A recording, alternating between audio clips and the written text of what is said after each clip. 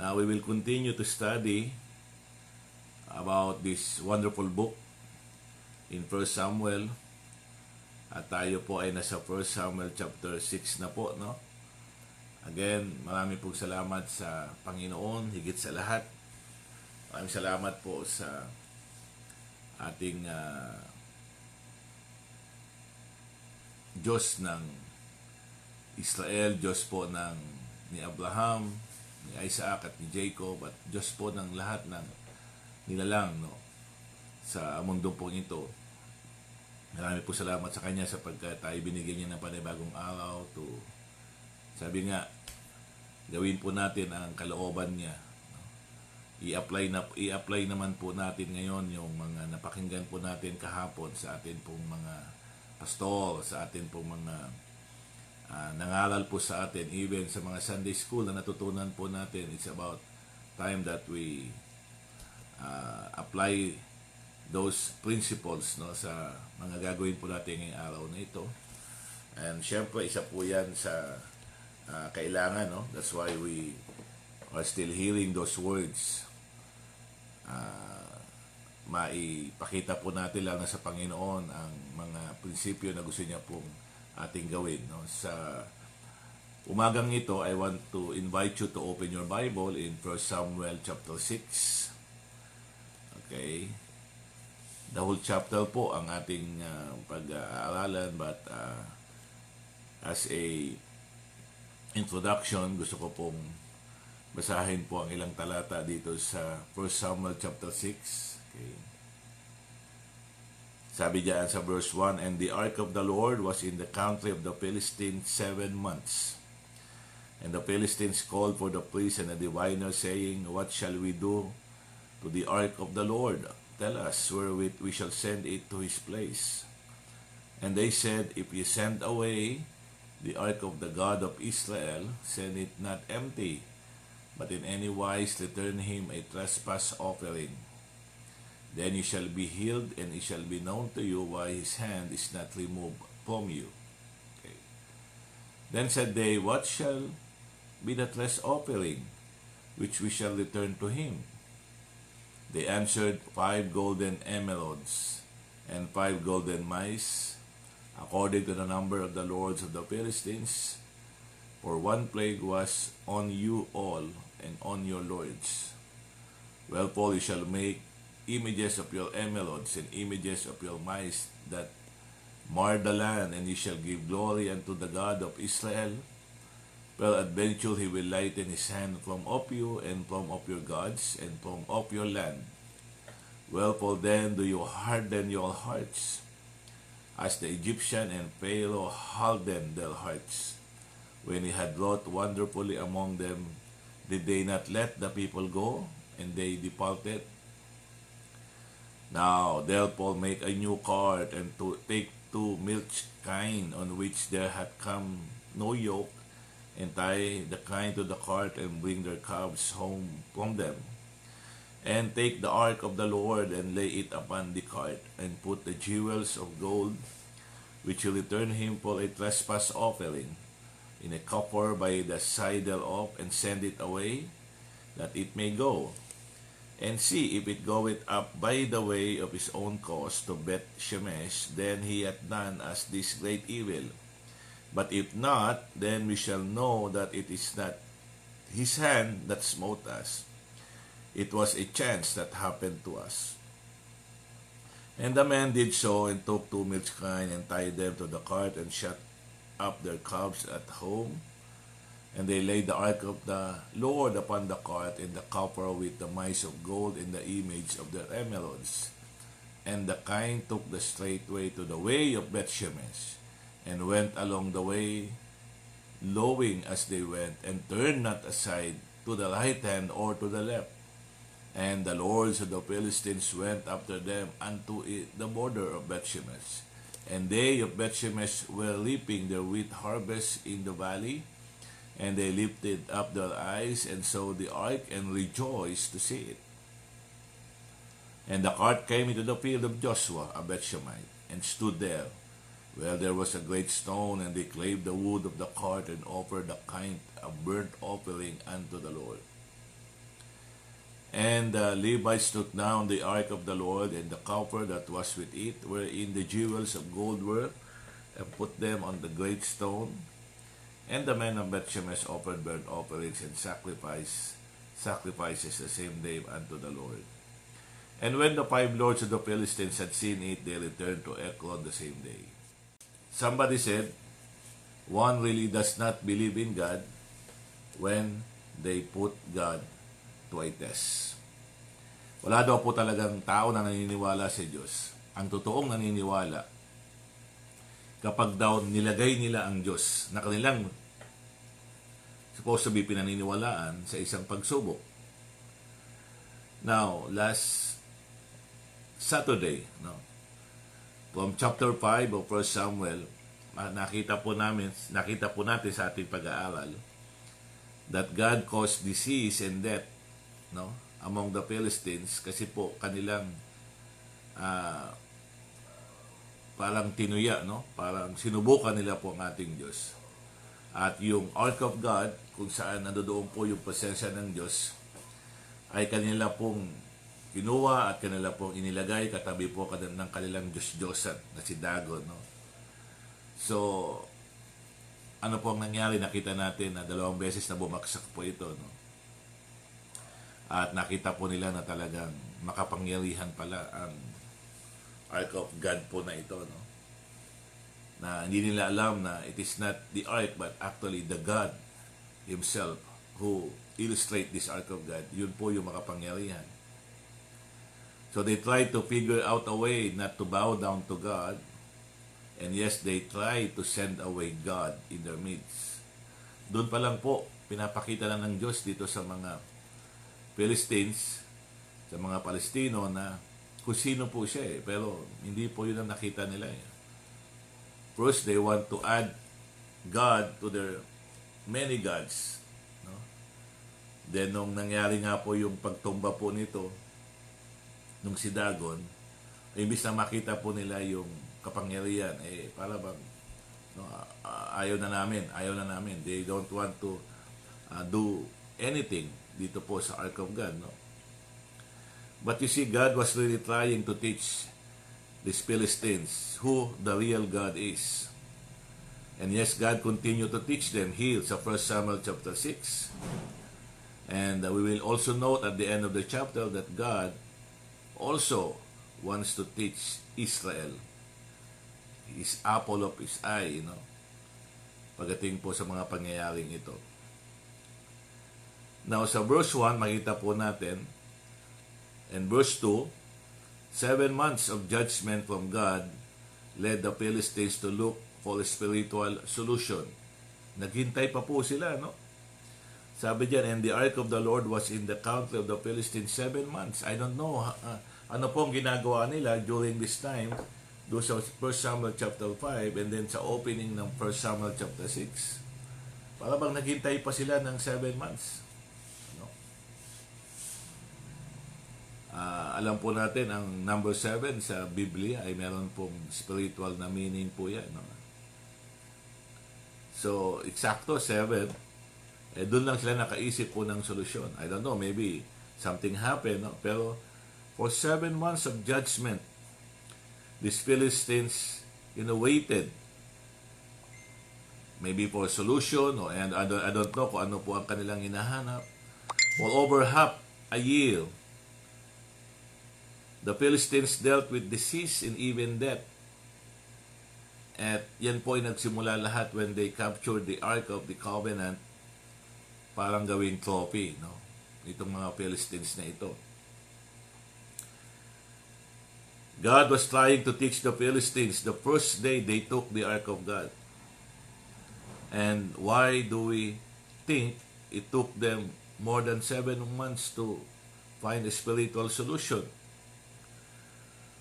No, like most people, these Philistines were not only selfish but also greedy. Makikita po natin doon na parang gusto nilang gamitin itong Ark of God in their own benefit. Kaya nga minsan po sa buhay po natin, lalo na tayong mga Kristiyano, na naliwanagan na po tayo mula sa salita ng Diyos, na pangalalan na po tayo, and maybe Halos lahat po tayo na nakikinig po ngayon ay nai-apply na rin natin itong mga biblical principles at nakita po natin yung tinatawag na kapangyarihan talaga ng salita ng Diyos. Pero minsan, unconsciously o consciously, para bang nilalagay pa rin natin ang Diyos sa isang pagsubok. No? Kaya nga ang sabi, sa gawain daw po ng Diyos, merong ginagamit ng Diyos at merong gumagamit sa Diyos. So parang ito po yung ginagawa ng mga Philistines na ito, ginagamit po nila ang Diyos eh. But definitely, God will not allow that. No? I don't know how many days or even months and even years na para papayagan tayo ng Diyos na gamitin po siya. Pero meron pong talagang panahon na matitigil po yan. And it will reveal. It will reveal. No? So ito po yung gusto nila. No? Now, before we talk about the offered solution, what did the Philistines, priests, and even the diviners, ito po yung kumbaga sa ano ngayon ay parang ito yung mga nakakaalam daw sa salita ng Diyos pero hindi naman talaga yung totoong Diyos ang kanila pong kilala, no? These diviners, these priests, no? Sila po yung nagsasabi ano bang magandang solusyon. So verse 6, makikita po natin, the Philistine spiritual leaders knew about God through Israel history in Egypt.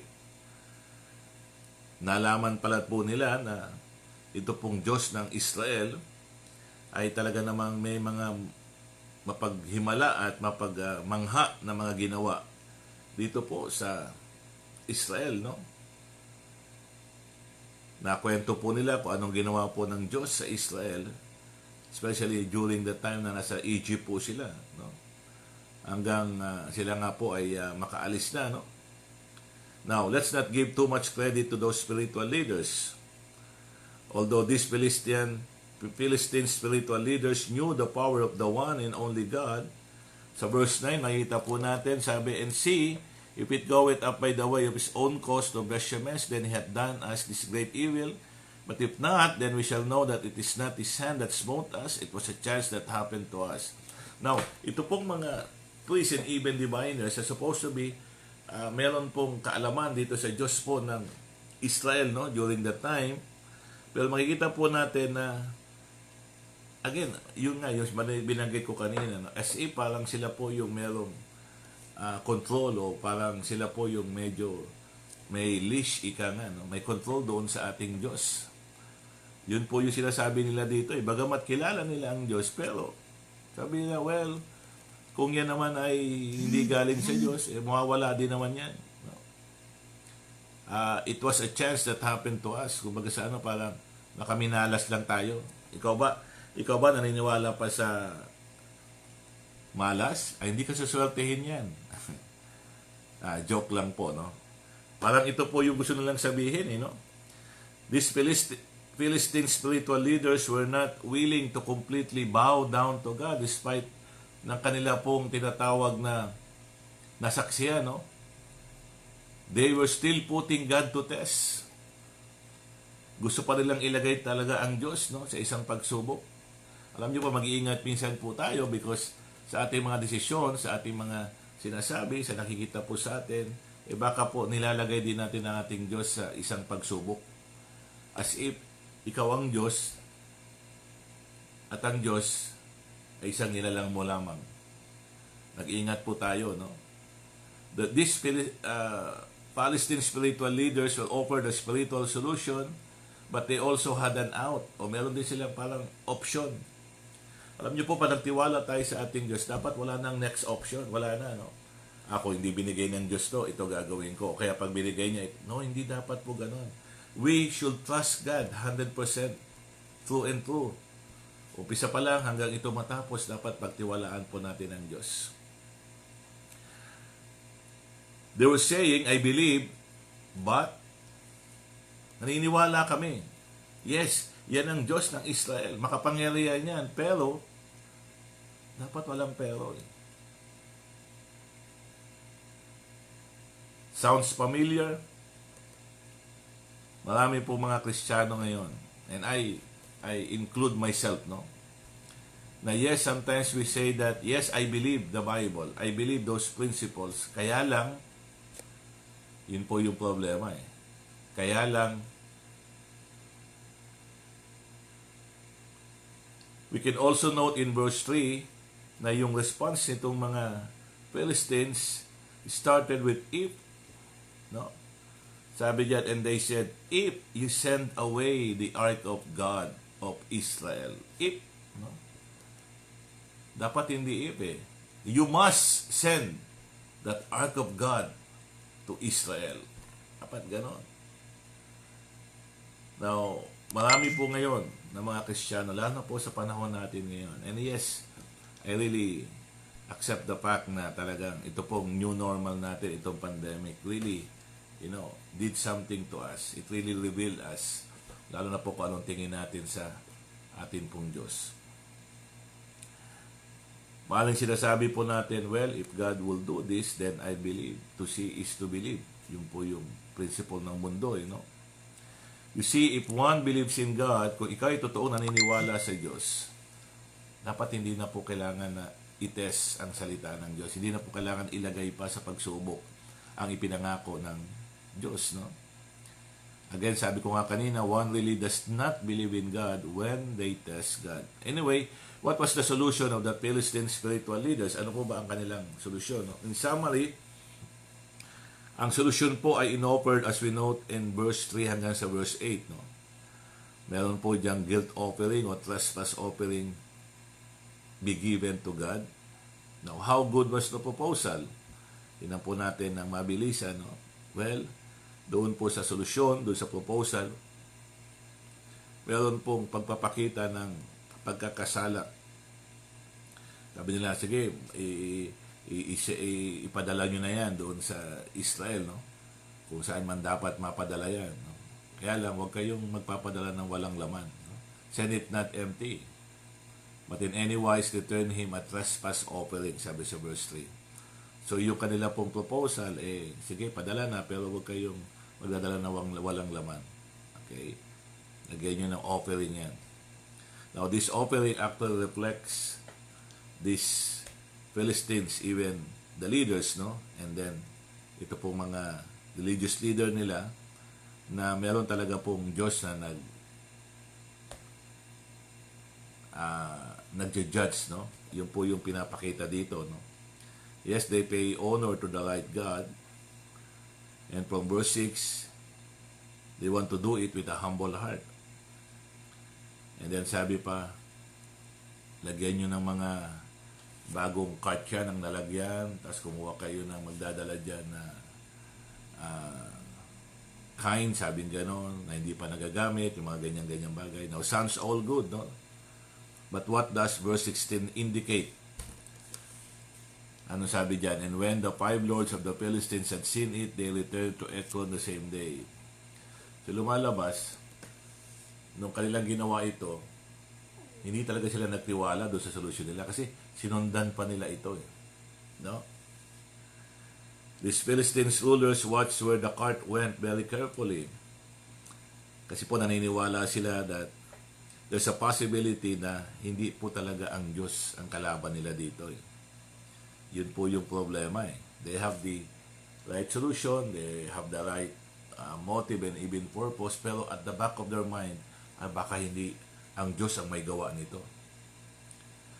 When these Philistine rulers saw that the cart went where it's supposed to go, no? Verify God's dealings with them. Again, it doesn't tell us, but how do you think those rulers felt? Tingnan niyo po sandali sa 1 Samuel chapter 7 verse 10.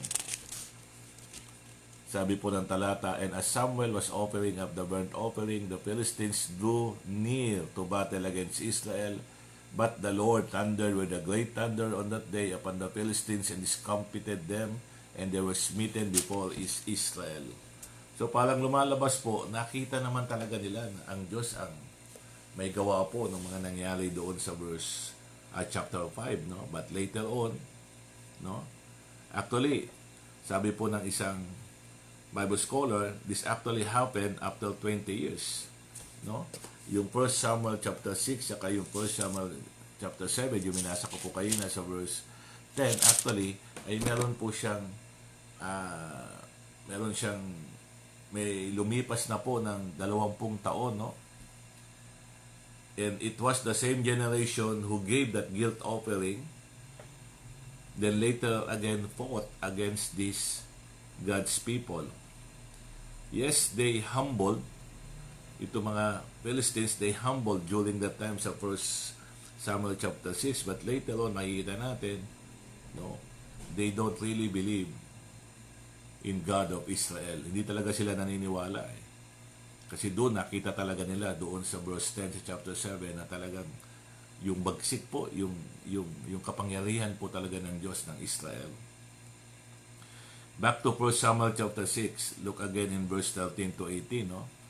Nung nakita po nila yung Ark of God na dumating na, there was a rejoicing, there was worshiping when the Ark came back to the Israelites. But what happened in verse 19 to 21? Again, Israelites disobeyed God's rule regarding the Ark. Marami pong namatay because of this blatant sin, no? The whole city mourned dahil po doon sa mga namatay. Ito na po, nasa lugar na po ito ng Israel nangyari, no? Nakalimutan o talagang they utterly disobey yung rule pagdating po sa dealing po doon sa Ark of God, no? Then they learned their lesson and then sent the ark to where it belonged. Again, God taught Israelites this time a sad lesson. Now, what biblical principles that can we apply to our lives today dito po sa mga pangyayaring ito? Again, first of all, it took 7 months, maybe more, of trials bago pa naintindihan po nitong mga Philistines na magkaroon po ng solusyon doon sa problema po nila. I just want to insert a little bit, no, na minsan may mga tao talaga, no, na kapag pinapanalangin mo, sinisiraan mo na talagang they try to wait pa eh. They try to wait for so many reasons at saka doon pa nila ma-realize na talagang kailangan po nila ang Diyos. Well, siguro we don't want to focus on that na, pero tayo po na mga anak ng Diyos, tayo po yung may mga burden sa kanila na para maligtas. Huwag po tayo manghihinawa, huwag tayo mapapagod, no? Napagtyagaan po talaga sila. Sapagkat meron talagang tamang panahon sa ating pong Diyos eh. Meron talagang tamang panahon sa lahat ng mga bagay. Wala pong aksidente at wala din pong, siguro ito na yun. Wala pong ganon. Nakatakda po lahat ito sa ating Panginoon. So bilang mga anak ng Diyos na kinawaan din naman niya at pinagtyagaan din naman ng mga mananampalataya before, dapat wag po tayo mapapagod. Wag tayo mapapagod na ipanalangin sila, wag tayo mapapagod na imbitahan sila, wag tayo mapapagod na mag-share ng salita ng Diyos, lalong-lalo na po sa panahon ngayon na halos po ang tao ay connected na because of the social media, no? Sana gamitin po natin itong mga oras na ito to share yung mga salita po ng Diyos. Kasi isang paraan din po yan para hindi maputol yung ating connection sa kanila eh. Huwag po tayong mapapagod doon, no? Imbis na kung mga bagay na hindi naman po makakapagbigay ng spiritual na enlightening sa ating mga kaibigan, sa ating kamag-anak, ba't hindi po salita ng Diyos ang atin pong i-share po sa kanila. Nasa panahon po tayo ngayon na talagang ito pong social media ay pwede nating magamit para sa kaluwalhatian po ng Diyos. So, we know that there are things that we need to settle with God also. Huwag na po natin itong patagalin. Ngayon palang umaga, lapitan po natin ang Diyos, isettle po natin sa Diyos ang lahat ng mga bagay na parang alam mo na hadlang ito. Alam mo kailangan ito sa buhay mo. Kailangan marahil ito ng pamilya mo. Pero ito yung hadlang para ikaw ay mapalapit sa Diyos. Para ikaw ay totoong gamitin ng Diyos, pagpalain ng Diyos. Gawin po natin ito mamaya sa panalangin, no? Wag nating patagalin pa, no? These Philistines wait for 7 months before finding a solution. Sana ganun din po tayo. How long do we wait? How long? First, una makikita po natin, prinsipyo po na pwede natin ma-apply sa buhay po natin ngayon based on this story. Remember, Remember always and immediately seek God for solution to your trials. Lagi po nating alalahanin at agad-agad hanapin na po natin ang Diyos para siya ang maging solusyon sa ating mga pagsubok, sa ating mga problema o anuman po yan. Lalong-lalo na if God is blessing you right now. Nakikita mo na maganda ang pasok ng pananalapi mo, ng pinansyal mo, ng material, lahat, no? Nalangin ka at unti-unti nakikita mo na yung katuparan ng mga pangarap mo. Mas lalo na ikaw ay lumapit sa Diyos. Mas lalo na lumapit ka sa Diyos. Kung sinasabi nila na ang trial, sa problema, ito'y pala ng Diyos para lumapit, hindi lang po yan. Pati ang kasaganaan, pati ang pagpapala po niya. Malakas ang iyong pamilya, maaaring may sakit ka kagabi, pero ngayon gumising ka na wala na po yung karamdaman na yan. The more na dapat tayong lumapit sa Diyos. The more na dapat tayo ay magbigay ng papuri at parangal sa Kanya. Again, paulit-ulit na po siguro natin narinig ito na we are created by God to give only glory and honor to Him. Yun nga, dahil nga sa kasalanan, ito po ay naputol. Yes, wala pong makasalanan na pwedeng magbigay ng papuri po sa Diyos. Kahit po sa isip, kahit po yung kanyang motibo, kahit na po yung kanyang layunin, bagamat maganda yan, bagamat patungo sa Diyos yan, pero kung wala pa siyang connection sa Diyos, baliwala din po yan. Tayo lamang po na mga anak ng Diyos ang pwedeng magbigay ng papuri at parangal sa Kanya. So wag po natin ipagkait sa Diyos ito, lalo na kung tayo po ay pinagpapala ng Diyos. Now yes, may mga pagsubok, the more na tayo lumapit din po sa Kanya. Sabi po ng 1 Thessalonians 5:17, pray without ceasing. So wag po tayong titigil sa ating panalangin. Ang ibig sabihin, parang lagi po natin kasama ang Diyos. Na para bang siya yung best friend mo, no? Siya yung talagang hindi ka gagawa ng isang bagay hanggat hindi mo sinasabi sa Kanya. Lagi mo sasabihin sa Kanya, as if katabi mo lang siya, Panginoon, tama ba ito? Panginoon, ito ba yung dapat kong gawin? You know, yun po yung panalangin.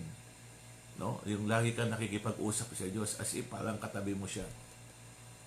Na you don't be happy kapag hindi mo na itatanong sa Kanya yan. So, there are biblical principles both good and bad from these Philistines.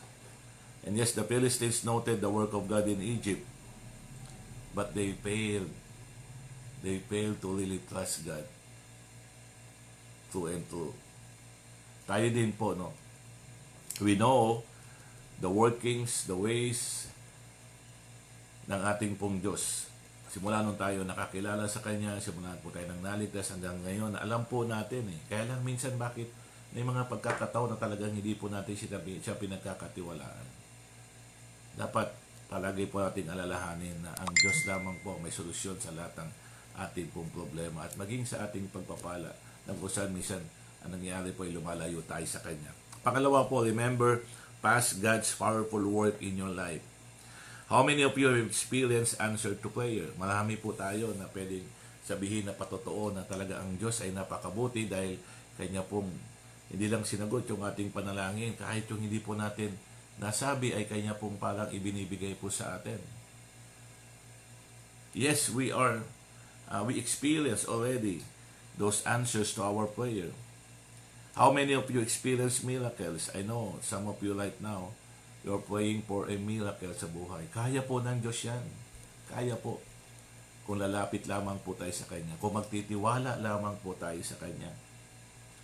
Well, we all like seeing sunrises and God's wonderful creation. We marvel how great our God beyond the sun and even beyond the stars. Yes, we always think about the power of God. Pero ang tanong, sa buhay mo, makapangyarihan pa rin ba ang Diyos? Tandaan mo, you are God's miracle today. Hindi lang po ngayon, ito mga nakalipas na panahon, ikaw ay milagro ng Diyos. And there's no substitute for that. Wala na po sigurong pwedeng ikumpara kahit agaano pa kaganda ang mundo na i-offer sa atin ang bagay na yan. Wala pa rin gaganda sa binigay ng Diyos po sa atin. Ikaw ay milagro ng Diyos. At yung milagro na yan, nais po ng Diyos na makita din ito ng ibang tao sa pamamagitan ng buhay mo. Remember past God's powerful work in your life. Until now, kahit po ngayon, gumagawa mo ng milagro ang Diyos sa buhay po natin. That was the good thing that the Philistines did, but what they did was wrong. Why? Because they not fully convinced about what God's power can do. Doon sa chapter 7 verse 10, doon talaga nakita nila kung gaano makapangyarihan ng Diyos.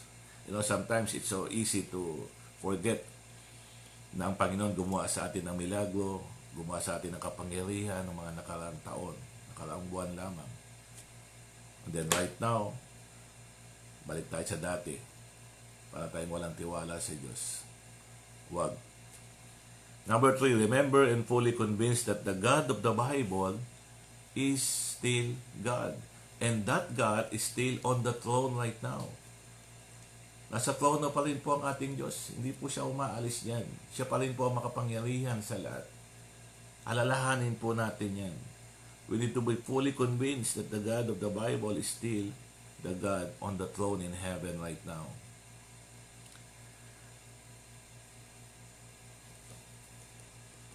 Gusto, wala akong problema dyan. I have no problem with that.